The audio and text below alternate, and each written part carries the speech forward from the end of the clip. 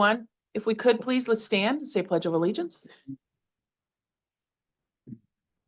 I pledge allegiance to the flag of the United States of America and to the republic for which it stands, one nation, under God, indivisible, indivisible, liberty and with justice for all. all. Thank you. Jake, if you could do roll call, please. Keisha Johnner, Here. Jim Mueller, Here. Steve McCombs. Here. On to agenda. Need a motion to approve today's agenda, please. I move to approve today's agenda. And I'll support. McCombs, Aye. Mueller, Aye. Johnner. Aye. Communications? Jake, do you have any? Nope. Okay. Board, any communications? Nope, I have none. Okay, I don't have any either. Nope. Public comments. This is the portion of the agenda in which we can hear from public comments that are not on the agenda below. These could possibly become further topics for another agenda. Is there any public comments? Anything online? Nothing?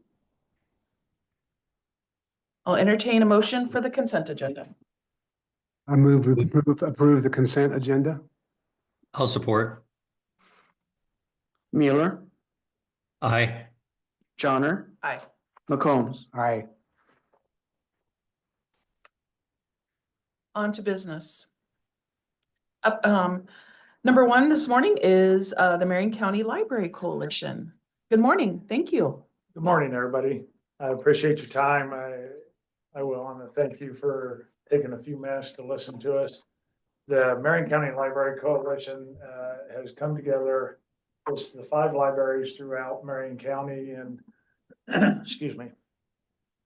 We started meeting this summer as a group. In the past, I think we've always done this individually, but we thought it was important that we come together as one group. So we are here as the Marion County Library Coalition. A quick striving to meet the diverse needs of all Marion County residents by providing accessible and inclusive and high quality library services. So it's important for us to not only provide access to our citizens, but also the rural citizens of Marion County.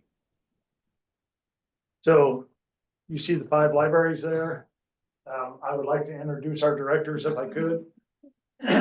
Cindy Linger is with the city of Bussey. Cindy is not here today, but she's brand new with the city of Bussey and has been there a very short time. Lori Davis with Melcher Dallas.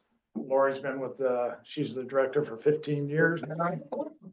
Joellen with Webb Shadle in Pleasantville. Joellen has been with the city 8 going on 9 years as the director.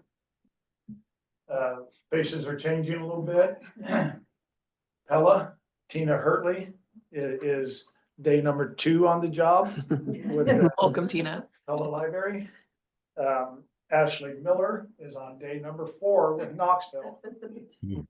And of course, we would like to Welcome, Rosalind Ashley. Thompson, 16 years with the city of Knoxville. Rosalind is getting ready to retire, maybe has retired. In early April before the bridge. Early April. So this will be Rosalind's last time, I believe. So we appreciate her service, and it'll be a great loss for her knowledge and abilities, but we're happy for her. So, excuse me. So as I say, the 5 libraries have come together, and this really started. Pleasantville asked to meet, and we got together as a group, and it started as a funding discussion, and I think it's going to grow into bigger and better things as we move forward. So the county provides funding for us for the 5 libraries for the rural residents of Marion County, and there's not a county library, so you guys provide access to each of the 5 libraries. And what that gives the rural citizens provides access to what I would call the traditional library, the books, the educational sources, magazines, newspapers, those type of things. As we move forward in the world, internet access to technology, computers, we take a lot of that stuff for granted, but not everybody has access to that. So you can get that at your city libraries. Programs and events. We do a huge amount of events for little kids, story times, adult crafting, those type of things. So it's a place for people to come together and learn things outside of work and home, as well as just fostering a sense of community. It's a place for people to meet. A lot of us have meeting rooms or meeting areas, so it's a place for us to get together and get away from all the outside access. So as we look at this, we provide, when we talk about providing access to information, this first slide here is rural card holders. So there's roughly a little over 33,000 people in Marion County. 21,500 of them are city, what I'm going to call city people. 12,270 are rural residents of Marion County, so outside of the city. So when we look at this first slide, we're talking about physical items checked out of the library. So out of those 12,000 customers that are rural customers, we have just shy of 4,800 card holders in the rural Marion County. Out of those 12,000 or 4,800, those folks have checked out almost 58,000 items out of the library this year, just physical items. Those are the hardback books, the newspapers, the sometimes puzzles, games, stuff like that. So a huge amount of items, 58,000 items. So that's just, I want to make sure I'm clear. So 58,000 items out of 4,800 card holders countywide, correct? Okay, That's rural, yeah, yes, Yeah, countywide. rural, So, yep. and we broke that down. I wasn't gonna go through every, no, you're fine. I just wanted to make sure that I understood, had that wrote down correctly. yeah, just shy of 58,000 physical items went out the door for people to take home and use. Okay. So if we go to the next slide there, we're just in reference. So countywide, we did 183,000 items, just shy of 184,000. So that's out of the 33,000 population. The rural residents did 58,000 of that, or roughly just shy of 32% of all items that went out the door went to the rural customers of Marion County. Again, you can kind of see the adult books, almost 68,000 items, teen books, children's books, a little over 101,000 children books went out the door. And then other materials, like I say, a lot of the libraries have puzzles for folks to take home and use, video games, hotspots, things like that. So, like I say, just shy of 184,000 items went out the door this year.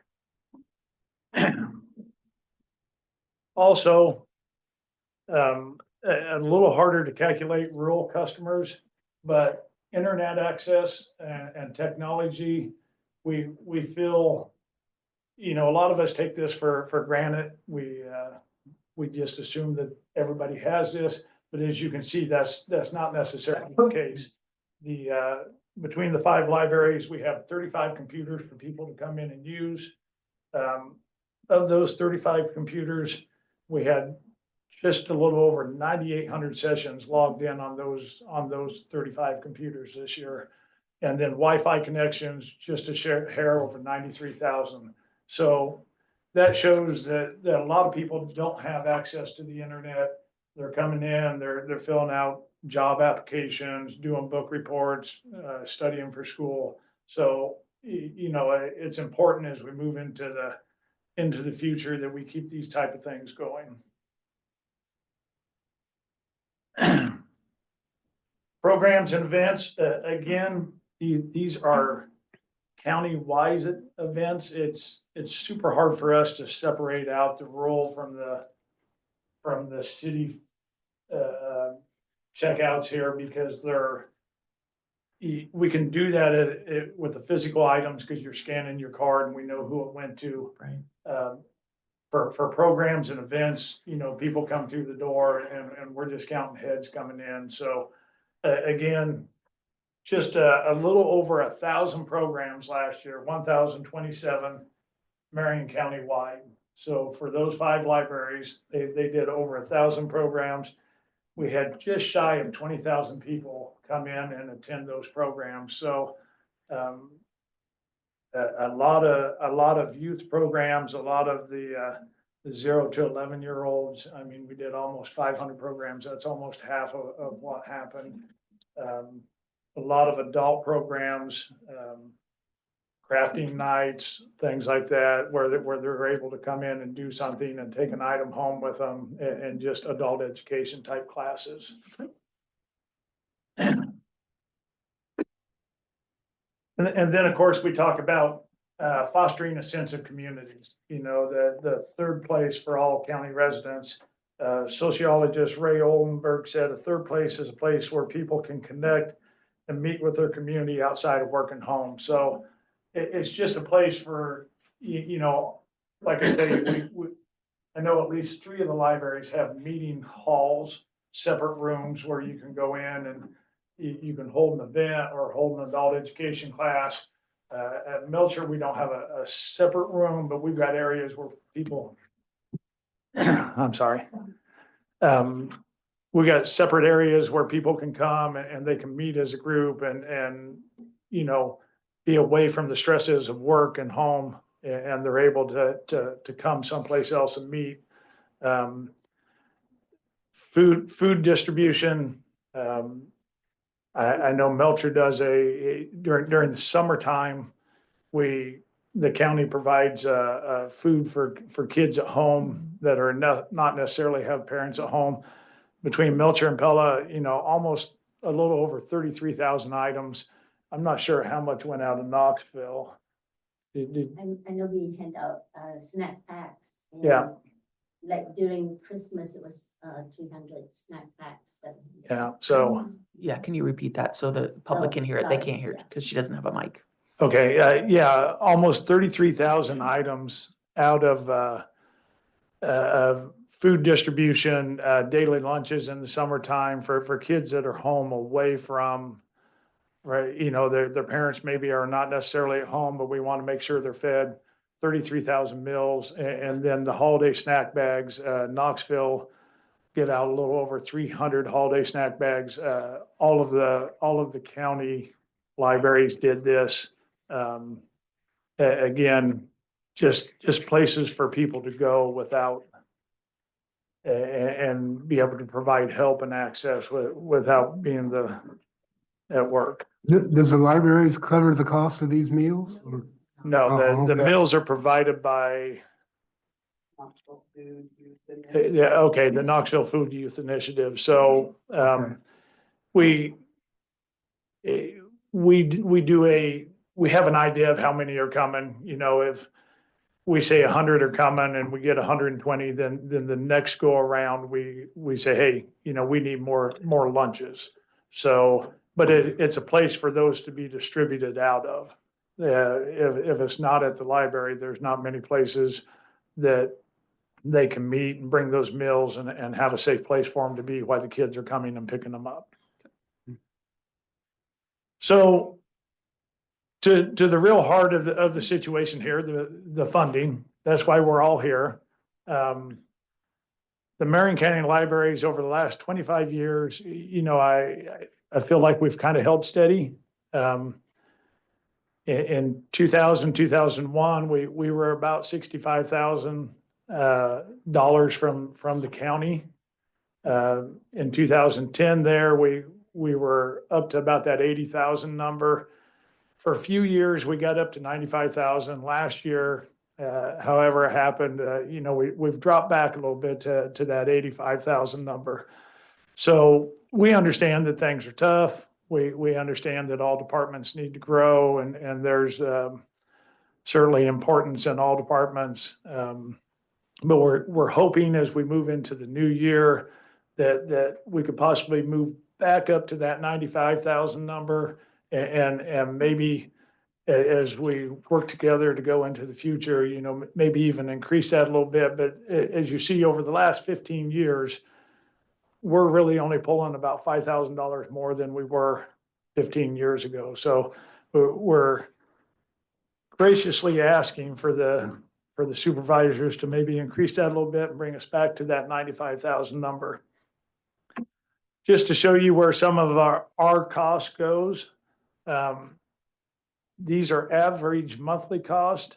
So, utilities between the 5 libraries, actually between 4 libraries, because with Bussy being a fairly new director, we were not able to pull numbers from them. But utilities alone, $4,600 a month. Internet access, $7,700 or $770. So almost $9,000 a year just on internet access for those 4 communities right there. And you get down to the ILS system, which is the system that we use to track the books going out, the books coming in, where they're at in the library and stuff. I mean, almost $6,000 a month between those 4 libraries. So that's roughly $72,000 a year just in a tracking system and for these communities.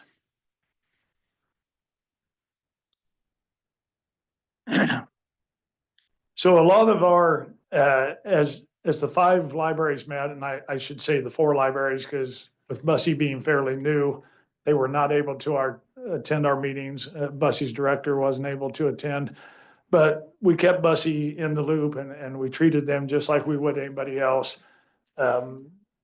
We made sure that they were included in these calculations. So Thank you guys for doing that. I appreciate that. Absolutely, yeah, we wouldn't want to leave them behind. So we talked a lot about what would be fair, what would be reasonable for everybody. So our numbers here are based on the hope that we can move our funding up to 95,000. Each library would receive a base amount, and that's 40%. We took 40% of that 95,000, split it up 5 ways. Every library would get $7,600 out of that 40%. And we went with that 40% number because it's a number that can move with the funding. Funding goes up, funding goes down, 40% changes, but we wanted something that would be steady and that we would be able to calculate every year. And then based on the percentages, as you move down, we're talking the rural checkouts, back to that very first slide, the 57,000 items that went out. Go ahead and move me forward if you can. Those 57,000 items, this is how it breaks out in between the 5 libraries. So you see Bussy up there, their rural checkout is 0.3%. So they really only get $173 out of that calculation.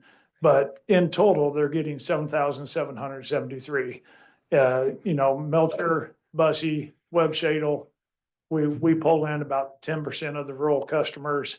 And then, Pella over there, gosh, they're pulling in almost 60% of the rural customers. That's why they get a little bigger piece of the pie. So we've all got that base wage. We've got the rural circulation. That's the only way we found that we thought was real fair for everybody sitting at the table. Okay. So when we talk about the funding, real quickly, just, what does your funding support? Again, kind of exactly what we went through, the physical items, the books, the newspapers, magazines, puzzles, games, technology. Technology's becoming a big thing, the computers, the Wi-Fi's. We don't want to leave anybody behind, and a lot of people don't necessarily have access to that technology. Excuse me, STEM books, STEM kits, toys, game tables, board games. We're trying to work a little better on interlibrary loan materials, so if Pella or Knoxville has something that Melcher can use or Bussy can use, you know, we can call them up, borrow those items from them. So, you know, as your funding comes out, if Melcher gets something that somebody else doesn't have, we're more than welcome to loan it over to the other libraries. Access to databases, educational resources, the Brain Fuse, the WorldCat, historical, archived items, all of those items are what your funding provides access to. And services, I mean, we still get a lot of people coming in, want to fax items, need to make copies, need to make, job application, print them out, take them with them. Some of us have notary capabilities, the proctoring classes, those type of things. So those are all items that are provided from the funding of the county. What you guys do not support is, we feel like everybody here is employed by the cities. So the cities cover their salaries and the staffing. The city is a city expense. And for the most part, the building expenses, they're all city buildings, so any upkeep on those are responsible for the city. So if for some reason the funding doesn't increase, what are we gonna do? Well, we're gonna do exactly what we're doing now. We're going to continue to provide. Go ahead and move me forward, I'm sorry. It must have cut off. Okay, well, if funding doesn't increase, we're still gonna provide services. People are still gonna be able to come, they're still gonna be able to come to the libraries. They're still gonna be able to get the internet access, check the books out. They're still gonna be able to do everything they're doing right now. If it doesn't increase, we just won't be able to add anything new, you know, Pella won't be able to reinstate Hoopla for the rural residents, things like that. You know, if we don't get an increase in funding, we'll just be able to hold steady. And clarify what you mean by no increase in funding. Are you talking about the 95,000 or are you talking about future? Well, we're talking about, you know, last year the funding was at 85,000. So Correct. if we hold at the 85, you know, that's no increase for us. The 95 is an increase that's going to help us start to move the other way. And obviously in the future, we hope as we move into the future years that the funding goes up a little bit for us. And as funding goes up, you know, what we can provide goes up. You know, we already, I know Knoxville provides, Rosalind gave me these numbers last night, but you know, they spend $36,000 a year just in physical items to purchase for those facilities. So the more money we can get, the more access that provides. Yeah. So we're gonna probably need some clarity, if you could, from Pella on what you guys are thinking about when you talk about your funding and whether Hoopla comes in or Right, so doesn't. that was just an example because. Can I get you a I can- mic? Yep. sorry. No, we'll get you a mic. We'll get you a notebook. Thank you, Jared, for doing that.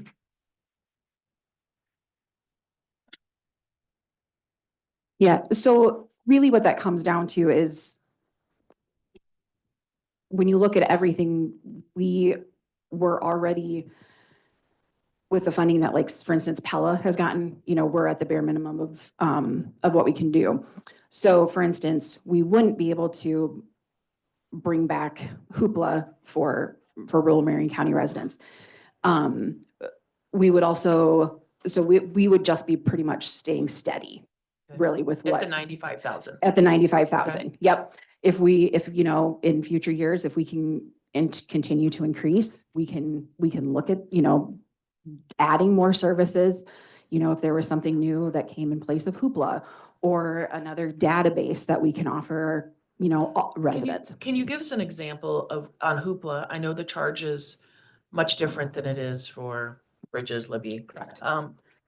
But is the books or when you're checking those out, Mhm. you know, electronically, those ranges, they can be as high as Yeah, I don't have the numbers with me. like $4 or something. yeah, Somewhere it's like- along the line, I yeah. remember. Yeah, so for instance, like an audio book might be, like I mean, these are not exact numbers, please don't take this for, but like could be $5, okay? A magazine might be $3. So it all fluctuates. That is why that number is always, each month, we don't know for sure, you know, it's gonna fluctuate a couple $100 just depending. We do have a budget on that per day, so we kind of know, but yes, those numbers fluctuate. Essentially, Bridges is the same way. Audiobooks could range from, Hoopla is per checkout. Bridges, which is a consortium that the state of Iowa has for us, and all libraries are able to buy into that base, it's prorated, so So small they buy it libraries. down. The state of Iowa helps you. The state of with- Iowa helps us buy it down, Okay. yes, because we are a consortium and people all belong to it, we are able to, it's prorated. So for instance, Melcher Dallas pays, I'm not sure, pretty bare minimum. Yeah, not more than like, what, 200? Yeah, and so each, you know, so, but the bigger libraries pay obviously more, right? So your Ames, your Des Moines, they're paying more. The problem with Bridges that is happening, and actually there's a few states that are looking into this to have it, to have legislation to try to help this, is that audiobooks, the publishers are raising those costs. So what I try to explain to people is 10, 15 years ago, when the Harry Potters came out, I would buy a copy of the CD, the audiobook of Harry Potter at $85. It was a lot of money to spend on one audiobook. Now, but that audiobook could have 200 checkouts, you know? Okay. And so when you average that out, it's not so bad, right? Now, publishers are not allowing that because they can control how many checkouts are happening on a digital format. So that that Harry Potter book might be $35, but then they can limit it to 35 checkouts. And then the consortium has to buy a whole nother book of it. So there's only so many books you're buying, and I do use the Bridges. And I do know that, you know, you wait and you put your name on it list and you may wait 4 or 5 months before you get it because, you know, somebody has it for, you know, Correct, like 14 days, so. Mel Robbins' new book, I think somebody told me it has like 2,000 holds on it or something crazy. It's ridiculous. So what libraries can do then, and what Pella has done in Knoxville, do you have advantage titles, Joelle? Okay. So some of the libraries, what they'll do is they'll buy advantage titles. So then our patrons, our card holders are the first ones that are able to use those materials, not go out to the entire, because it was bought by us, not by the consortium. So after it's not being used by us, then it kind of goes into that consortium pool and other people can check it out, if that makes sense. Okay. So looking ahead, Hoopla is probably something that even we're going to have to look at for Pella Public Library as a whole, and maybe not have that, but switch those funds then to more of those advantage titles, which then can have. Does that help? Or Yep, did I nope, totally? I okay. appreciate it. Yep. Just wanted to get clarity on that, so. Okay, so we'll, real quickly here, we're almost at the end, but, so Web Shadle has provided us, kind of what an increase in funding would provide. So this was back in 23. The smaller libraries got a little more from you folks than they did in previous years. So, They were able to buy a STEM cart filled with 28 bins of individual activities to foster and encourage curiosity in science, technology, mathematics, and engineering. They were able to buy some smart TVs for the East Room so that they could have presentations like what we got going on here. Blinds and window tinting for their facilities, just to help reduce the heating and cooling cost and just really make it better for the citizens that are coming in. The bright sun wasn't quite as hard on them, and the UV protection. That's fine, yeah. She And- just said that their windows were at Pleasantville aren't great, and so that window Yeah. tinting and help, yeah. And then they were able to kind of provide a young adult section, some game tables and lighting and stuff, created kind of away from the rest of the library for the young adults and the teens to come in and use. Our young adult section was literally a shelf. And so we were able to add on to a different shelf, and then we got a rug, we put some lights up. I mean, so now it's like a young adult section. And then we're still working on adding some young adult books because we've noticed that there's more of a need of it now. And so it sounds fancy when you're like, oh, it's a young adult section, but by just putting some little chairs in there, putting a fancier carpet rug in there, and then some string lights, we got a young adult section. So, Thanks. thank Dawn. you. So really, the Library Coalition, that this is kind of new for us, working as a group. I think the directors have always met, but we've added some board members into this. And so, moving forward, it's just a great opportunity for us to all get together and see what the other libraries are doing, see what we can do for a cost savings, explore things that we might be able to do, like there's some discussion on maybe doing something at the county fair and showing up as a group there. Maybe share some of the ILS cost, maybe be able to share those programs, IT, stuff like that. Just a way for us to all work together and make it better for all of the citizens of Marion County. And then hopefully be able to work with you guys a little bit and understand what you want from us moving forward to help increase our funding in the future. Thank you, I appreciate that. Any other questions?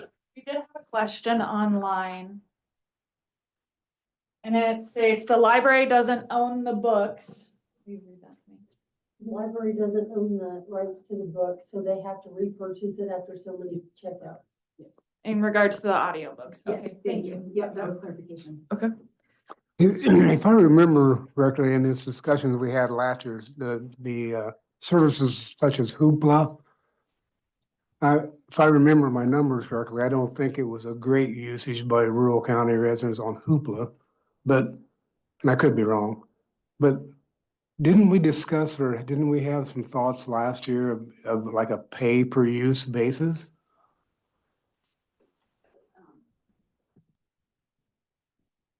On those extra services? That has come up numerous times, but that really, although that works for some people, that cost could also be a hindrance to a lot of people. So, for instance, paying an extra $25 a year to be able to use that service for one patron wouldn't be that big of a deal, but for another patron, that $25 could mean, dinner or gas to fill their car. So to keep access across the board, we chose not to do, the Pella Library chose not to do that, Public Library chose not to do that. But if somebody really wanted that service, why couldn't they be able to pay for it if they wanted to? Well, rather than charging everybody else. That's my point. Right. I mean, everybody wants something, but not everybody can get it paid for. It's giving everyone equal access to materials. Okay. So, if we had to charge somebody, like I said, it could be a hindrance to somebody and not being able to fill their car with gas, but to another person, it wouldn't be that big of a deal. And yes, that's a personal choice, But it's, you know, a library is to offer free access, you know, access to all patrons, not just those who can afford to pay for it. I. We have that problem sometimes in our own budgets. Sorry? We have that problem in our budgets also. So just a couple different things. First off, I want to thank you guys for coming together. I know that I had gone to the Pella Library meetings, and one of the things that I stated was that I wanted you guys to be more unified. And even in the last meetings, you know, so I appreciate that. Appreciate that you formed this coalition. You've done the research, and you presented to us. So I guess the only question I have, and this is more towards Jake, our auditor, if Jake can explain to us as the board and the public where your library funding comes from. It comes from a certain fund, is that correct, Jake? Meaning from our county funding, the portion that we give from the county. Yeah, sure. From the county's perspective or what the access, that's what you mean? Yep. Where the funding comes from for this particular service? Sure. So this funding, the annual funding that has been given or to the libraries is part of code, and there's a minimum amount that is to be distributed, and it comes from the Rural Services Fund. So Rural Services Fund is a specific levy fund. It has its own levy amount. The county has 4 levying funds. Rural Services is one of those. It is a levy or tax that goes only to the people that live outside of city limits. So Lake Prairie Township, Dallas Township, that type of thing. This levy that you guys will eventually approve at a certain amount is only to people in the township. The cities have their own different city levy and fund their libraries that way. So it's called Rural Services. It is a limited use fund. The main uses are secondary road transfer. So that's the main county funding to the secondary road department. A portion of sheriff's deputies, uniform patrol services goes to pay for some of the uniform patrol service costs.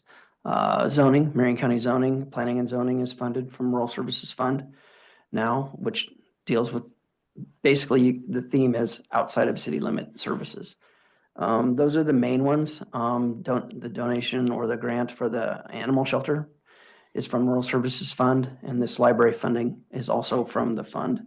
And township expenses like township trustees and clerks meetings are also. So pretty limited use fund with the majority going to secondary roads. It is capped. Historically, Marion County's had a $3.95 levy for the Rural Services Fund due to House File 718, along with the general fund. And the cities are dealing with this too. It's not just the county. Cities are dealing with this too. They put growth limitations on.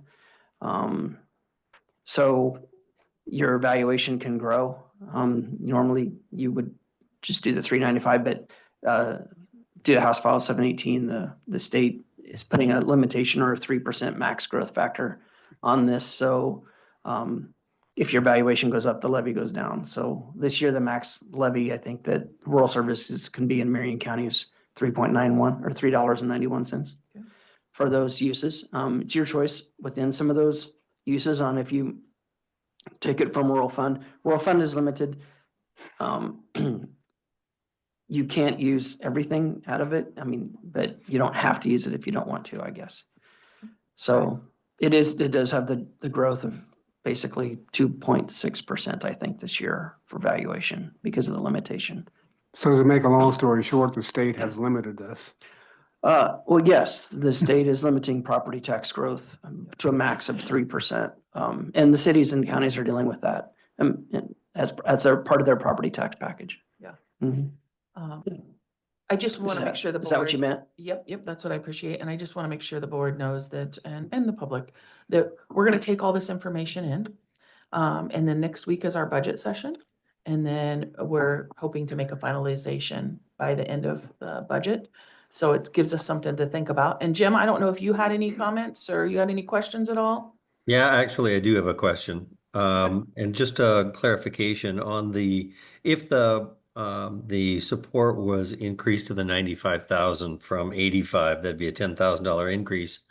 I remember last year, and again, this was, I'm kind of on the edges of what that was and what was going on at the time. But the services to the county residents from Pella was reduced as they dropped hoopla as part of the services to the county members when it went to 85. So if it goes up to 95, I just want to clarify, will that then offer hoopla to the county residents, or this is just a net increase with no additional support for hoopla to the county?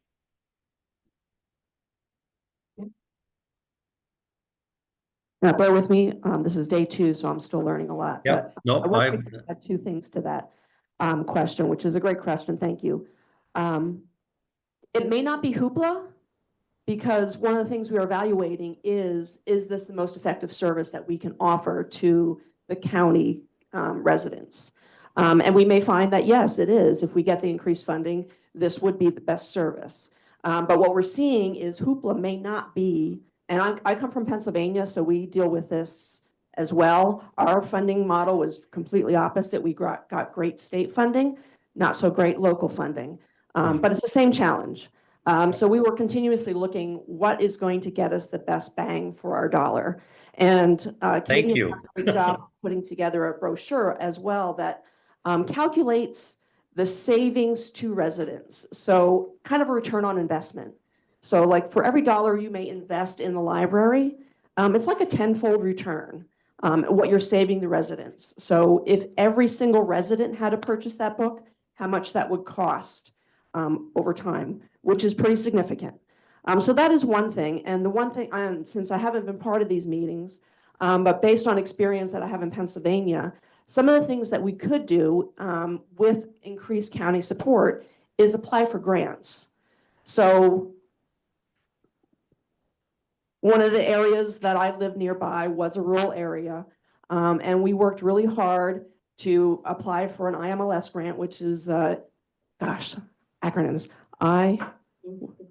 Institute of Museum and Library Service. I always forget what the I is for.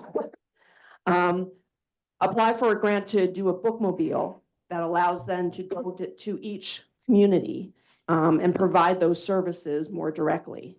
The reason they got that grant was because they saw increased support, not only from the city library that was going to do that purchase and apply for the grant, but also from the rural areas. They don't want to be a replacement for lost funding. But if they see strong support from those communities, they're more likely to offer those kind of grants. So this would also provide an opportunity for us to seek, and again, I'm not familiar completely with Iowa, but seek additional funding outside those because it's showing strong support. So Mr. Mueller, did I answer your question properly?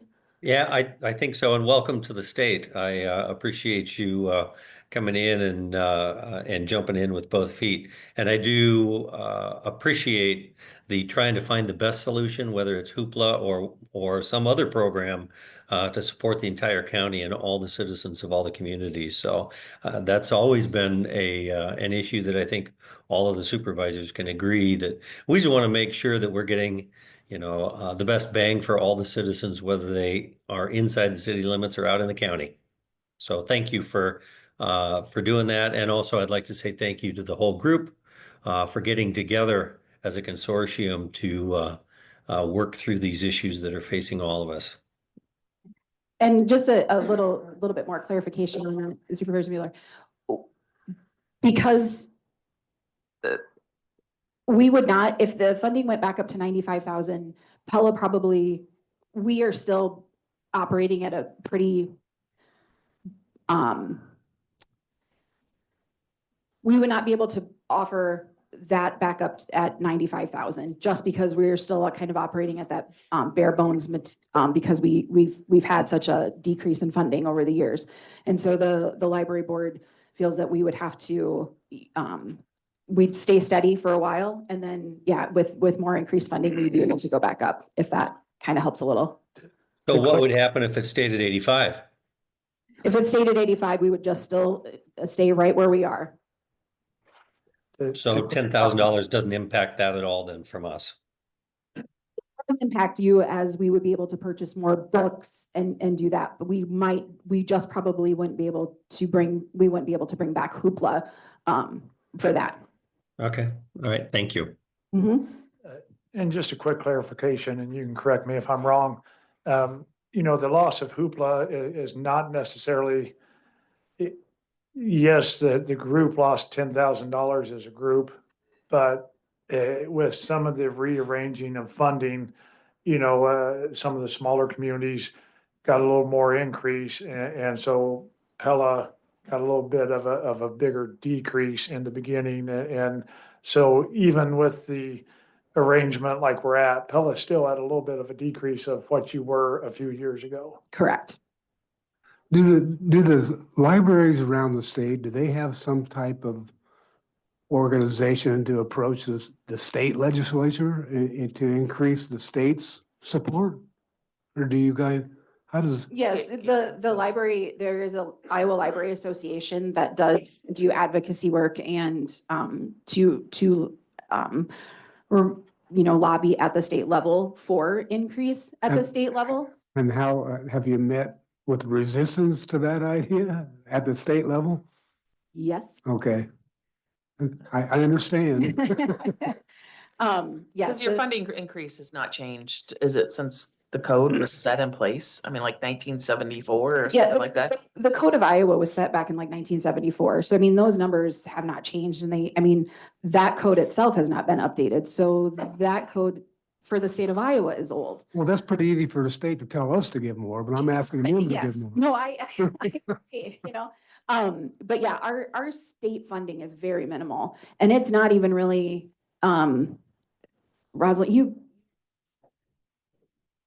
How state funding works? I don't know. I mean, we do go up to the Capitol to advocate for funding, and it's been up and down, but, there's federal funding and it trickles down to state funding, and then from state, it goes down to all of the libraries in Iowa. There are 541 of us, public libraries. Okay. and state funding has some stipulations. We can only use it for, technology, like to update computers, different things like that. Just like your funding doesn't support, salary expenses, that money cannot Right. be used for that. There's stipulations that we can only use state funding for. Okay. Well, thank you.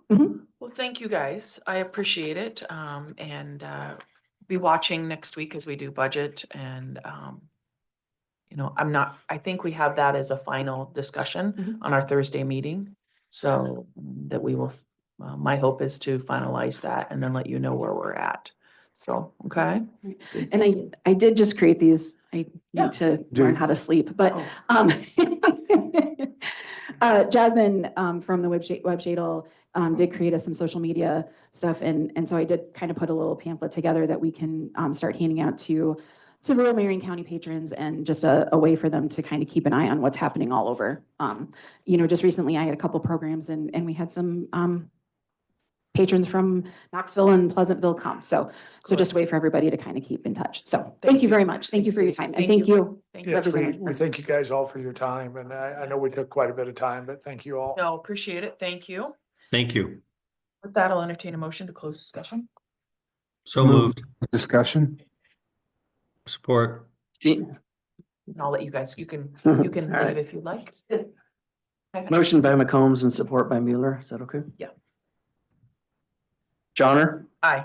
McCombs, Aye. Mueller. Aye.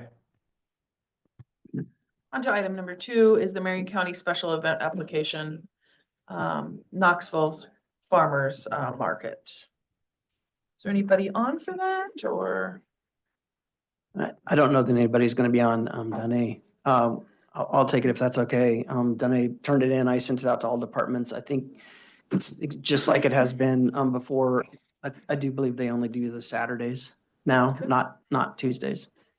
Oh, I'm sorry. I apologize. I didn't think she was gonna be on. Danae, are you there?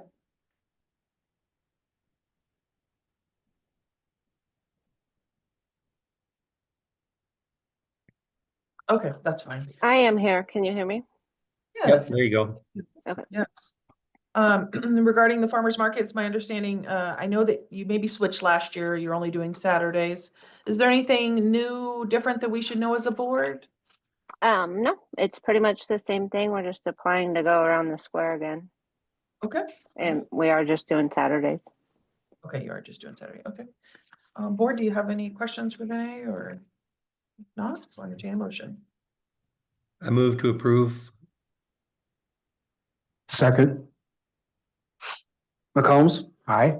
Mueller, Aye. Johnner, Aye. To item number 3. This is the Marion County Civil Service Commission. Was notified, board, we were notified that we had a commissioner that was up. I did reach out to Bruce Leffler and he is willing to serve again. This is something that I believe, Sheriff, do you use this when to do with something to do in your office, or was this, how does this work? I guess I don't know. Yeah. And then, so, Yes. civil service.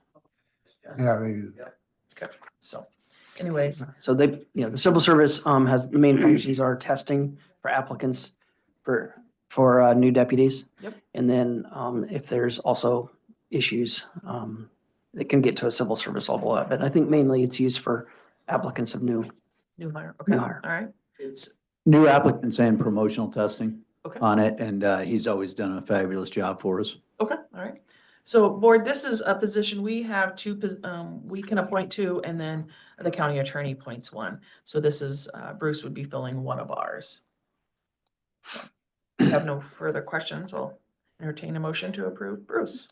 I move to reappoint Bruce Leffler to the Marion County Civil Service Commission. second. Mueller, Aye. Johnner, Aye. McCombs. Aye. On to item number 4. This is the Marion County Compensation Board FY26 recommendation. Board, before you is the Compensation Board met on January 7th, and I would like to first off say thank you. Some changes in the legislation changed it this year, and so then we as a board could then reappoint if we wanted to have a commission, our compensation board or not, and we did choose to do that. So first off, thank you for those that served, because I know that's a very thankless job. I know it's not always easy, and especially with the way the state changes things, and things changed, the law changed. And so it's how we can look at it. Today, what we'll plan to do is just to receive this, and then we will again discuss this next week.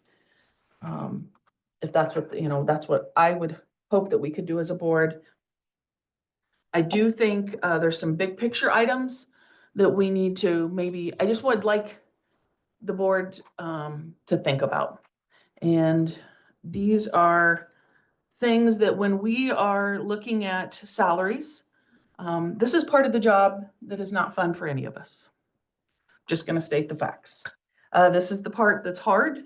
When you become a board of supervisors, budgets are not always easy, but when you're talking about somebody's salary, it makes it's a touchy situation.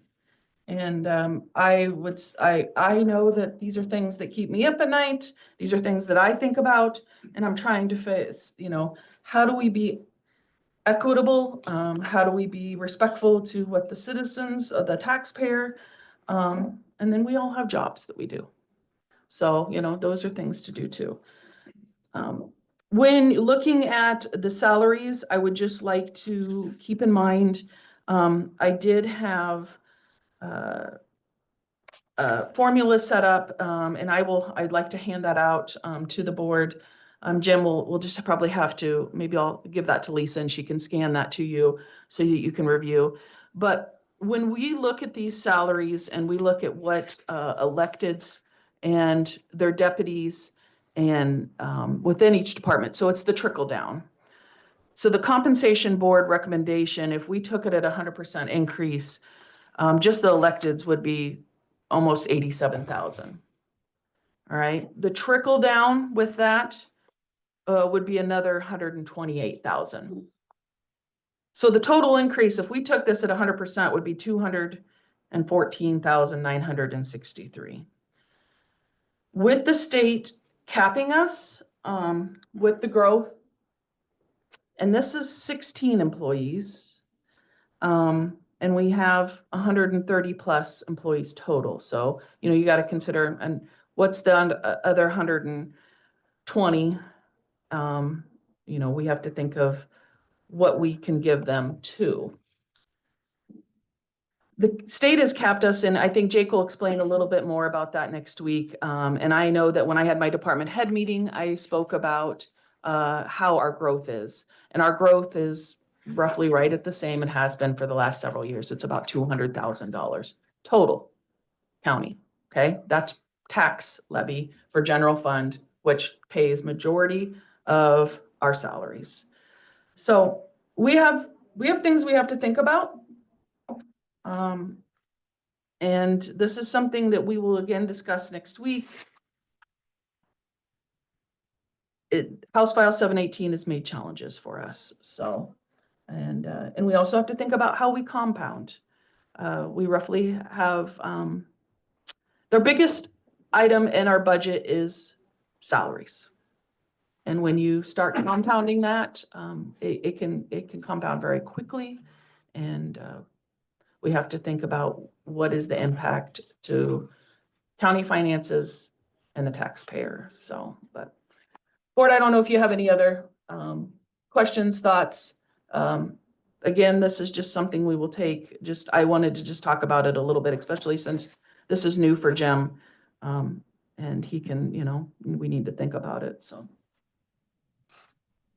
I think clearly it's going to be a budget challenge to try to meet the demands that we have and to be able to support the community. I do would like to agree that appreciate the compensation board for putting all of these things together and doing the heavy lifting for doing all the analysis and things. And we'll take all those recommendations into consideration when we try to figure out a way to balance the budget with our limited resources. Yeah, and it is, the code, we have a code section. I do have a copy of that I'd like to give the board to, so that you understand that, what we're, looking at when it comes to the code, because it did change this past year, and how we used to have to decrease all, if we were gonna decrease the percentage, it had to be all like, now we don't have to do that. We can look at different electeds differently. So yeah, it makes it very interesting. So, but yeah, that's all I have. No further questions. I'll entertain a motion to file and receive. So moved. I'll support. Johnner, Aye. McCombs, Aye. Mueller, Aye. On to item number 5, that is the 168th Place Bridge Replacement Project. Tyler. Yeah, so typically when we have a state or federal aid project, where we're purchasing right away, we would do a public hearing for the project. In fact, we are not purchasing any permanent right away for this project. Since deciding to come to a public hearing, we have had some changes associated with the project. So there will be no permanent right-of-way acquisition. However, there will be some temporary right-of-way acquisition for construction access for the bridge replacement. So the bridge replacement project is to replace 100-foot by 20-foot bridge over Cedar Creek on 168th south of Vermont, but north of the Monroe County line. The replacement bridge will now be a 150-foot slab bridge, fairly typical DOT standard bridge that we have throughout the county. So it'll be 150 by 24, meeting current standards. The bridge will, the road may still flood in the future. We will be doing a bridge and road raise, so the bridge will be longer and higher, and so it will be a higher flood event. However, there is still the potential for road overtopping. One of the adjacent properties has an NRCS easement And the reason the project scope was scaled back slightly and there's no permanent right of way acquisition is due to that NRCS easement. And it would take 24 to 36 months to get even temporary right of way from that property. So the scope of the project changed slightly in the last few weeks. And our designer Kirk and Michael accommodated the smaller footprint, but we still have a bridge that's going to meet our needs here. All right. What's this, NRCS? Natural Resource Conservation, something or other. Okay. I don't know what the S is. I'm not sure. This is the It's a public, conservation easement, Yeah. Jim. Okay, thank you. Particular wetlands for this particular property. this is the public hearing portion. And so we want to make sure there's no public here to ask any questions or anybody online. Tyler, I do have one question. When did you plan to have this happen? When's this scheduled? So the anticipated bid letting for the project is November at this time. We may move that up if we can. Okay, all right. And what do you anticipate the duration of the construction and the amount of time that that road will be closed for the replacement? Oh, I would estimate 6 to 8 months for a 150-foot slab and road work, road raise. So Okay, great. likely, there's a possibility, depending on the contractor's availability, that it could start over the winter with bridge demolition and, driving pile and whatnot, but it most likely will be completed through the 2026 construction season. Since this is the public hearing portion and we don't have anything, I'll entertain a motion to close the public hearing. So moved. I'll second. McCombs, Aye. Mueller, Aye. Donner. Aye. On to resolution 2025-19. It's the Iowa Department of Transportation detour agreements. Tyler. Yeah, I think at the last board meeting, when I gave my road department update, I had just received the two detour agreements, which are a standard DOT form.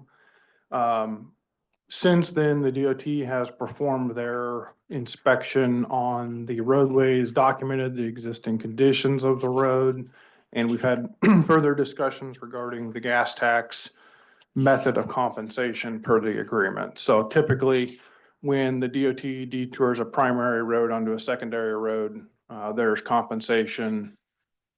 The first method of compensation is offered via the gas tax method. So they utilize traffic counts, the length of the detour, the duration of the detour, and percentage of primary road use tax funds in the formula to come up with a compensation once the detour is complete. We do not have a a compensation estimate for either of these. Largely because the DOT said they were just not confident in the duration to provide an estimate, and they typically don't provide estimates anymore, even though we have received them in the past on other detour agreements. So I'm comfortable with the gas tax method. That's what we've utilized in the past when detouring primary routes on secondary roads. So I am comfortable with both agreements. We're working through if there are any maintenance obligations by the DOT, what that might look like. Hopefully we don't encounter that, but the agreement does state that the secondary road will be maintained as a primary road during the detour. So if construction, let's say, gets into late fall, even early spring this year, where we get a snowstorm, what does that look like exactly? That's not defined, but it does say it's to be maintained as a primary road. We'll work with the local maintenance office for that. Or do you have any questions regarding this? No, I'll entertain a motion for resolution 2025-19. Just to clarify, this is authorizing me to proceed with the agreement. That's what the resolution is stating here. I move we approve resolution 2025-19. I'll second. Mueller, Aye. Donner, Aye. McCombs. Aye. Thank you. Thank you, Tyler. On to item number 7, Board of Supervisor updates. Jim, do you have anything? I have none at this time.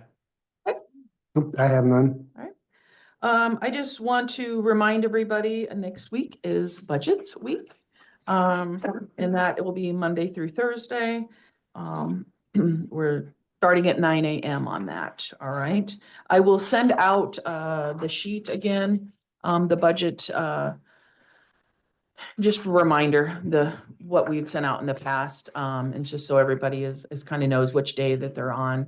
Please be, when you're on that day, just please come, be ready, so we don't have necessarily time slots, so we can just keep moving forward with the process. With that, I also want to make sure and tell everyone, thank you for getting their budget information in on time. I appreciate that. Thank you to Jake and Danny and Lindsay for your willingness to help. I know this process isn't always easy. And if I forgot anybody that helped with that, well, please know that I'm very thankful for you. So, and with that, I don't have anything else, and I'll entertain a motion to adjourn. So moved. I'll support. McCombs, Aye. Mueller, Aye. Johnner. Aye. Thank you, everyone.